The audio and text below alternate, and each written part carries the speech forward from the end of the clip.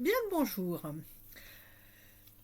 Tome, je ne sais plus, non pas tome, chapitre 10 me semble-t-il, de Ma putain de vie. Donc, je vais revenir un petit peu en arrière à mes 17 ans. Donc, à 17 ans, je passe le BAFA. 16 ans, 17 ans, je passe le BAFA. Donc on a une session de présentation, session théorique, session pratique et session de qualification. Donc la session théorique se passe. Je décide de tenter ma chance à la colo, à l'Andivisio sur PS4. Donc je suis prise. Euh, et là, en fait, ce qui se passe, c'est que je passe ma pratique avec LB, n'est-ce pas, qui était en LEA à l'époque, en première ou deuxième année de LEA. Et je fais mon mini-camp avec elle, je fais plein d'activités avec elle, parce que c'était elle qui était responsable de moi, entre guillemets, pendant le séjour. Et en fait, ce qui se passait, c'est qu'elle était responsable des groupes et j'étais son suppléant. Et on a fait des sorties et à chaque fois, il y avait un problème. Donc, et à chaque fois, c'était à cause de moi, soi-disant. Donc, la première sortie, on est allé sur les dunes à Plouescat faire un pique-nique. Donc, on met tout dans une poubelle. Et il y avait la petite fille de la cantinière qui était avec nous, qui elle était là comme bénévole et qui me dit écoute, je jette la poubelle et j'arrive. Et en fait, quand je la vois revenir, je lui fais mais t'as jeté où la poubelle? Il n'y a pas de poubelle dans le coin. Puis elle me fait bah, j'ai jeté sur les dunes. Et je lui dis mais faut pas faire ça quoi. C'est déjà une je supportais pas les saletés jetées hors du contexte. Donc une saleté, ça va à la poubelle. Donc et là en fait LB s'en rend compte, le directeur adjoint B s'en rend compte aussi et il en parle à MM qui était le directeur de la colo. Et là, j'ai été convoquée, la jeune fille a été convoquée aussi, on s'est fait remettre sur le droit chemin, si je puis dire, sachant que je n'y étais pour rien. Donc, j'ai même pas pu dire que je n'y étais pour rien parce que j'étais carrément accusée à tort et ça, de toute manière, après, ça m'a suivi. Et puis après, il y a eu le mini-camp. Donc, on m'a demandé d'organiser un mini-camp pour monter un projet pour mon BAFA. Donc, je monte un mini-camp à côté de Crozon. Et il y avait des poneys, il y avait balade en poney, etc. Il y avait plage, camping, etc. Et là, en fait, la veille du départ, tout était prêt, j'avais tout organisé. Et en fait, B me dit Magali, ce n'est pas possible.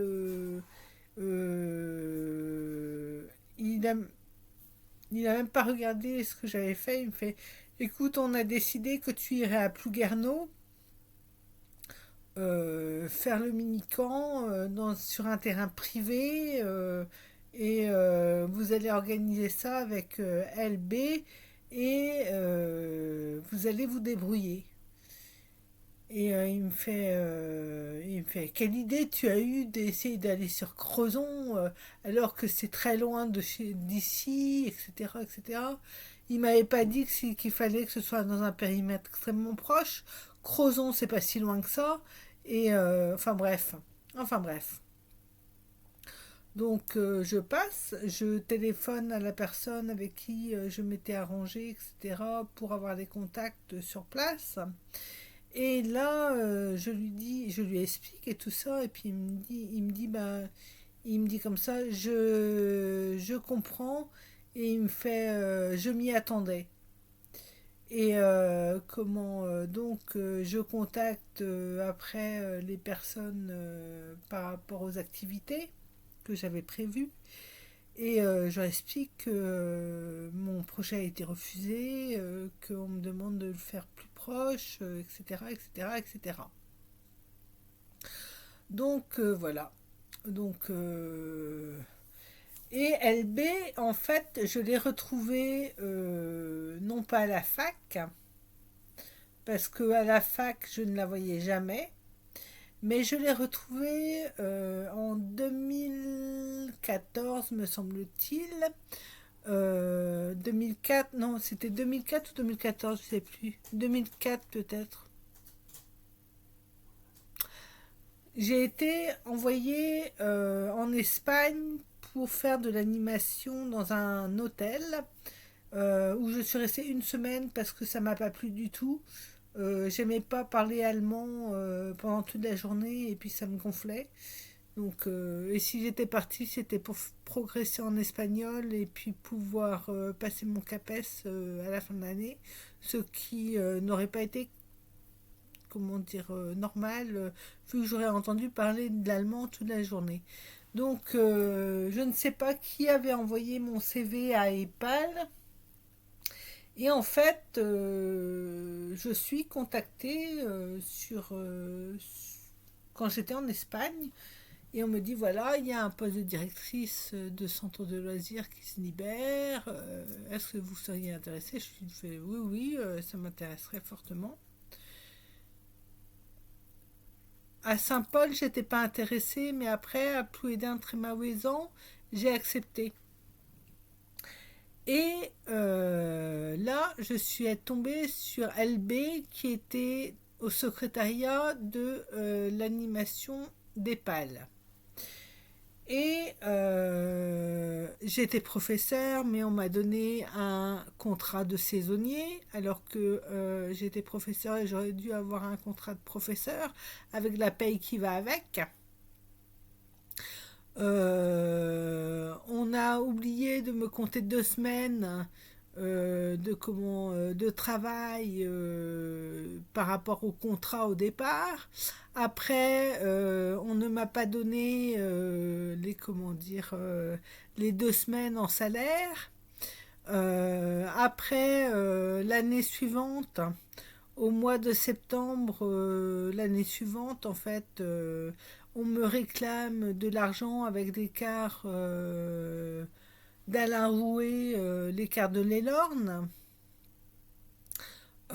Plus de 1300 € je crois, à me réclamer, à envoyer chez moi, à mon logement à l'Andivisio, la facture, alors que je n'étais plus directrice de centre de loisirs, et on m'a mise en demeure.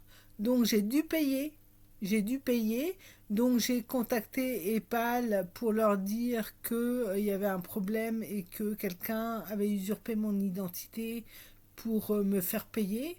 Et ils m'ont dit qu'il n'y avait aucun problème, que j'inventais, etc., etc., etc. Et je vous avoue franchement que j'ai laissé tomber parce que j'ai bien vu que je me faisais casser de toutes parts à EPAL par les gens. Je me suis fait insulter, etc. pendant des réunions. Donc j'ai bien vu qu'il y avait des trucs qui étaient pas nets.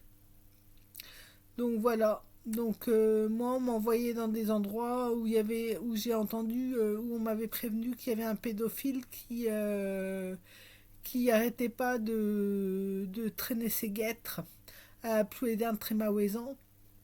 Donc on m'avait prévenu de me méfier, de faire très attention aux enfants. Donc c'est ce que je faisais. Et si je prenais certaines précautions, c'est parce que je savais qu'il y avait des risques. Voilà, voilà. Donc moi, on m'a envoyé sur des situations extrêmement difficiles. Et sachant que là, la fille de la secrétaire de mairie était embauchée et que madame, elle arrivait à 9h tous les matins, elle partait à 11h30 à midi, alors qu'on mangeait à midi, euh, et après elle revenait à 14h pour partir à 17h, 17h30, parce que c'était les horaires de maman, n'est-ce pas, la secrétaire de mairie, la femme du maire. Voilà ce que je leur dis. Voilà. Alors, cette bonne femme-là a refusé de contacter les gens de Trémaouézan pour une femme de ménage le lundi matin. Et elle m'a dit que j'avais qu'à me démerder, qu'elle en avait rien à faire, etc., etc., et qu'elle n'était pas à Épale, et tatati, et tatata. Il fallait voir comment elle s'y croyait. À Plouédern. Je ne dirais pas que ça ressemble à un village très petit et ma foi, c'est très joli, hein, c'est très joli, hein, mais très rustique, très rural. Voilà. Donc, avec les civilités et la convivialité qui va avec. Voilà. Ça, c'est dit, c'est fait.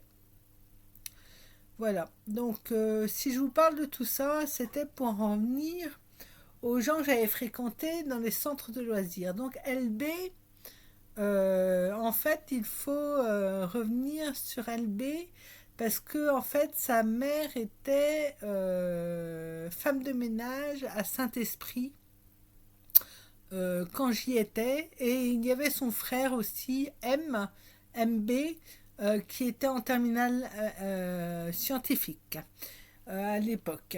Et moi, quand j'arrivais le matin, je disais toujours bonjour à cette dame. Je lui demandais si c'était pas trop dur, etc., etc. Et apparemment, quand je lui posais des questions, je la harcelais. Tout ça parce que j'étais gentille avec elle. Donc, voilà quoi. Donc c'est des gens qui se montrent de bourrichons, etc., etc., etc., et qui montrent de bourrichons à plein de gens. Et leurs origines ne sont peut-être pour rien pour ça. Enfin, je l'espère. Voilà. Donc, voilà. Alors, donc à la colo, donc voilà. La première année, donc je termine et tout ça, et j'étais très fatiguée à la fin de la colo puisque je dormais très peu et j'étais souvent sollicitée par les jeunes, etc.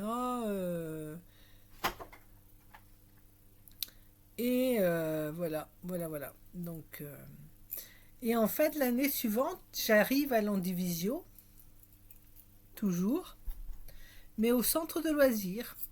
Donc j'ai passé un entretien pour aller à la colo et B, qui était devenu directeur à la place de MM, a décidé de ne pas me prendre, mais il a appuyé ma démarche par rapport au centre de loisirs et il m'a dit que le centre de loisirs me correspondrait mieux parce que je pourrais souffler, plus souffler et, profiter un petit peu plus de mes loisirs. Donc au début je lui en ai voulu parce que j'avais adoré la colo. Et puis en fait le centre aéré, c'est vrai que ça donnait une certaine liberté de vivre à côté plus librement sa vie privée. Enfin sa vie privée, c'est vite dit. Disons qu'on avait une vie conviviale, mais pas forcément une vie privée. Je vous explique. En fait, je ne sais pas si c'est la première année où je suis avec elle.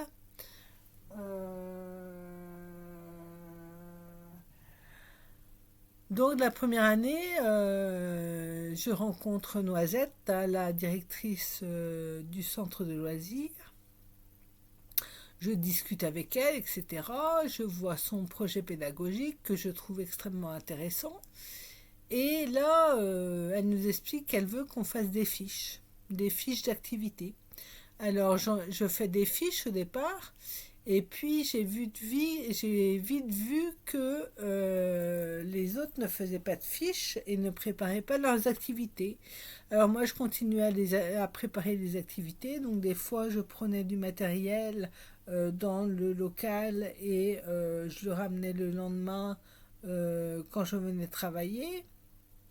Ou alors que je venais le samedi chercher du matériel pour monter un projet. Si j'avais un crocodile en perles, par exemple, à monter, je prenais un petit peu de perles et pour pouvoir en faire un pendant le week-end rapidement, pour voir combien de perles il fallait exactement pour en monter un. Et j'essayais d'en faire un à différentes tailles, différentes grosseurs, pour voir exactement, par exemple, combien de perles et combien de fils, etc. il fallait pour monter un crocodile, une souris ou je sais pas, enfin un petit truc, un petit animal en perles en fait. Et pour le carton, je récupérais le carton à Landy le mardi, puisque à l'époque, les commerçants mettaient les cartons le mardi matin vers 6 heures ou 5 heures du matin, tous les matins, le mardi, pour les encombrants et puis pour les poubelles. Donc je passais à Landy vers 5h30, 6 heures le mardi matin, récupérer tous les cartons que je pouvais. Donc je m'arrêtais, je m'arrêtais, pardon, je m'arrêtais à tous les commerces et je récupérais leurs cartons. Donc les encombrants et les poubelles n'avaient pas grand chose à récupérer souvent. Et j'ai continué à faire ça pendant très longtemps en fait. Et je me levais des fois ouais, à 4h30 du matin pour être prêt à 5h30 pour pouvoir récupérer les cartons dans la rue. Puisque quand vous alliez chez les commerçants, ils vous disaient, bah écoute, tu n'as qu'à les récupérer quand je les mettrai à la poubelle. Donc, et sachant que les commerçants ne mettent pas les cartons le lundi soir à 19h dehors, ils les mettent tôt le matin pour que ça fasse pas de détritus ou il n'y ait pas de problème, quoi. Donc, enfin voilà. Maintenant, ce n'est plus possible puisque les cartons sont récupérés et sont payés. Ils sont payables. Donc voilà. Donc et je rigole parce que ça m'en a causé des crises de rire de récupérer des cartons dans la rue. Quand je voyais certaines personnes qui travaillaient aux poubelles qui me disaient ouais, dépêche-toi, on va passer, dépêche-toi. Alors je les doublais et puis je me garais un peu plus loin, je courais pour prendre les cartons. Et des fois, je bloquais un petit peu la rue, je me tenais warning et j'y allais. Et c'est des souvenirs comme ça, personne n'a les mêmes, hein. Personne n'aura les mêmes parce que moi, je me suis prise des barres de rire, comme diraient les jeunes, à faire ça, tout simplement. Donc, et puis quand je récupérais du polystyrène aussi chez les gens, ouais, vous auriez pas du polystyrène, vous avez pas acheté quelque chose, comme un électroménager, quelque chose comme ça récemment. Puis si, on a. Et en fait, c'est comme ça qu'à Plouvorne, j'avais été chez monsieur et madame LG à Bodilis, des gens pour qui j'ai le plus grand, la plus grande amitié, ainsi que leurs trois enfants. Euh, et en fait, il m'avait donné plein de polystyrène. J'étais heureuse et je leur dis, venez au spectacle, venez au spectacle. Et donc, j'avais fait des moutons en carton pour le spectacle parce que l'ouverture était sur une chanson de Zazie, un 2 3 moi, les moutons, etc. Et, euh, et donc, j'avais fait des moutons et dessus, on avait collé des morceaux de polystyrène avec des couleurs, etc. Et chaque enfant passait avec un mouton et le faisait sauter comme ça en passant. C'était sympathique. Donc il y avait beaucoup de choses à dire. Mais c'est pas là où je voulais en venir. Ça, c'est des bons souvenirs. J'ai rencontré donc Sandrine R au centre de loisirs. Et Sandrine R était la rabatteuse de son cousin. Je dis bien la rabatteuse de son cousin. Euh, Parce que apparemment son cousin me courait après depuis quelque temps. Moi, j'ai jamais remarqué ce mec-là auparavant. Et je suis devenue amie avec lui, enfin, jusqu'à ce que je comprenne ce qu'il essayait de me faire. Donc, il a essayé de me faire fumer, il a essayé de me faire boire.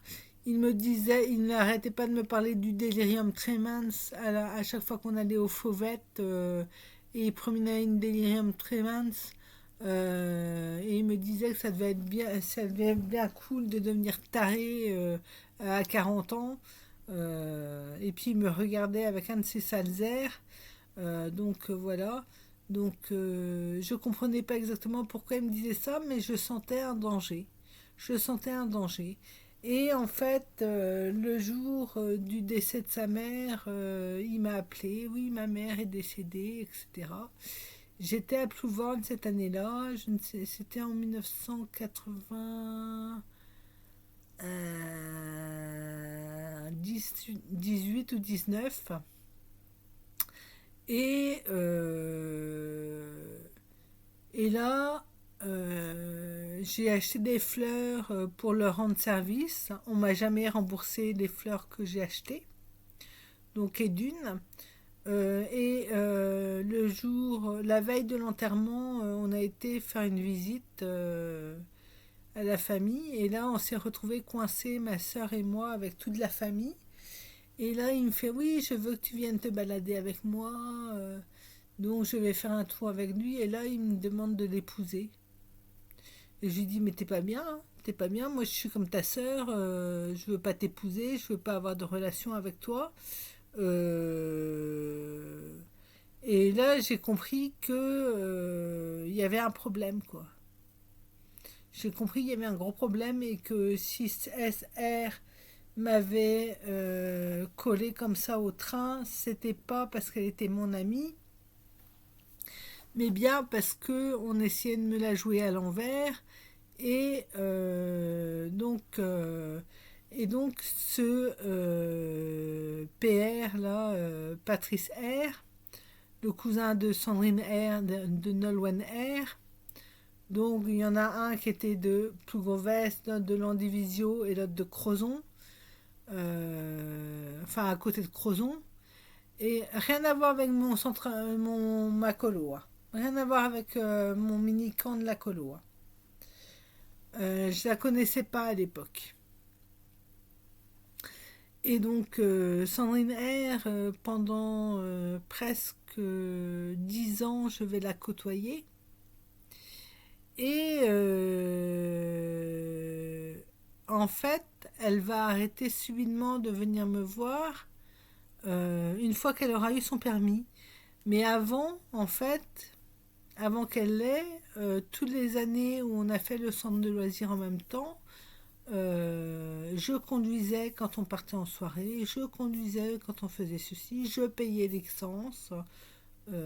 Jamais on m'a payé un verre. Si, quand elle fêtait son anniversaire, mais nous, on lui a apporté des cadeaux, et en général, elle me demandait si je pouvais pas demander à telle personne de venir à son anniversaire, donc des gens qui travaillaient avec nous, et donc j'allais avec eux pour acheter un cadeau pour Sandrine. Ils me disaient oui, oui, achète, c'est toi qui payes, et puis on t'en remboursera plus tard. Et ben Magali n'a jamais vu le moindre centime avec ces gens-là. Pas du tout.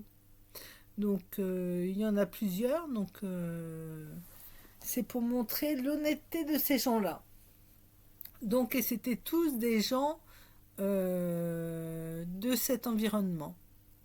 Donc sachant que Sandrine R est en fait, et les parents de Sandrine R en fait sont amis avec les parents de BL, SL et je ne sais plus comment il s'appelle, FL. Donc ils sont amis avec, avec Martine L.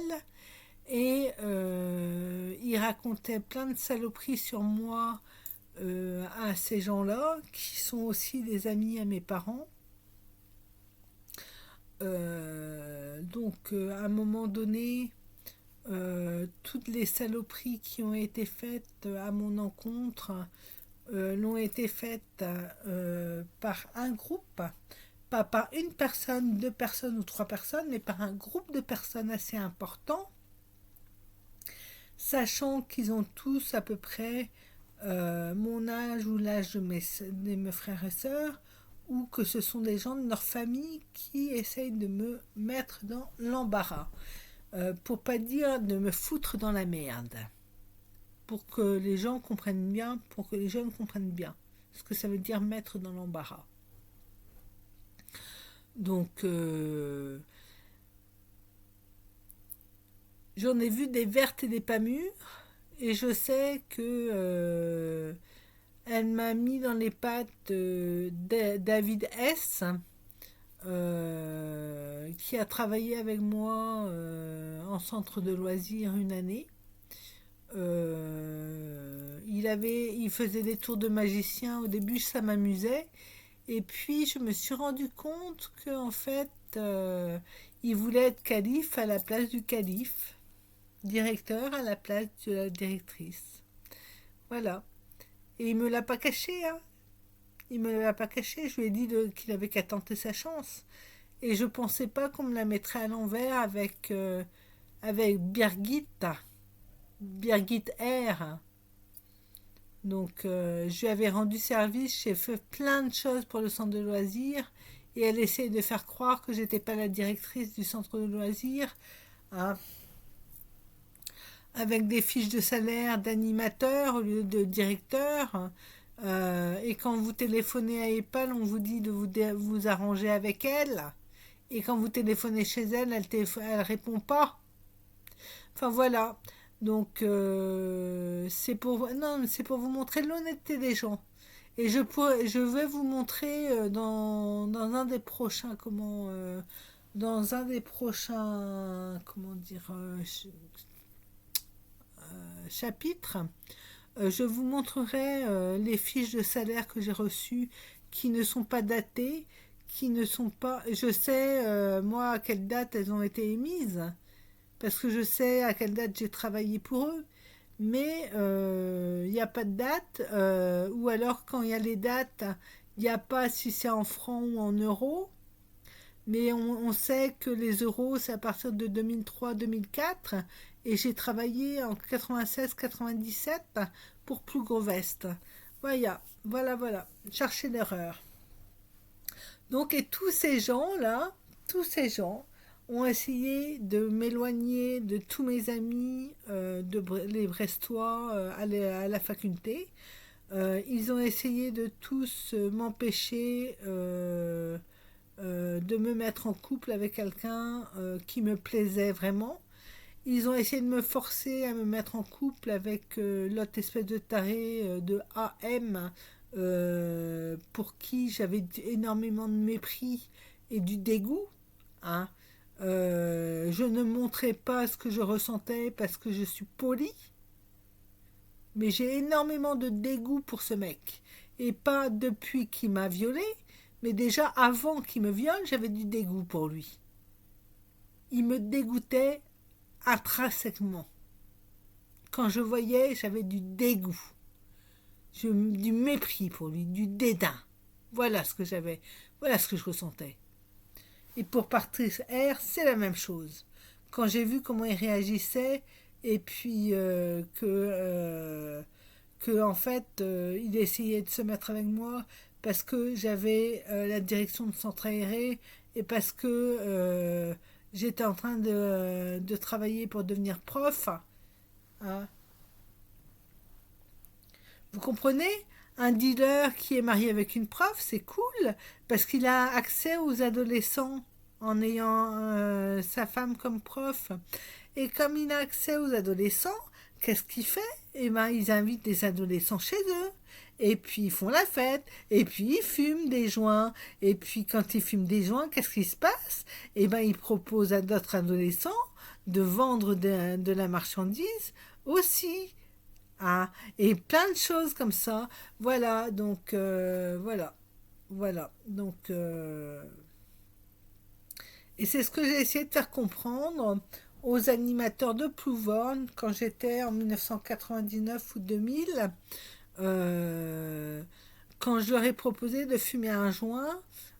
C'était un piège. Hein. Quand j'ai vu comment ils ont réagi, ils ont tous levé la main et je me suis dit, mon Dieu.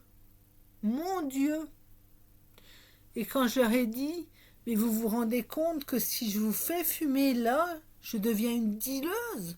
Vous vous rendez compte de ça? Vous vous rendez compte? Et vous allez fumer chez moi et moi je vais vous dealer alors que je suis directrice de centre de loisirs. Vous comprenez?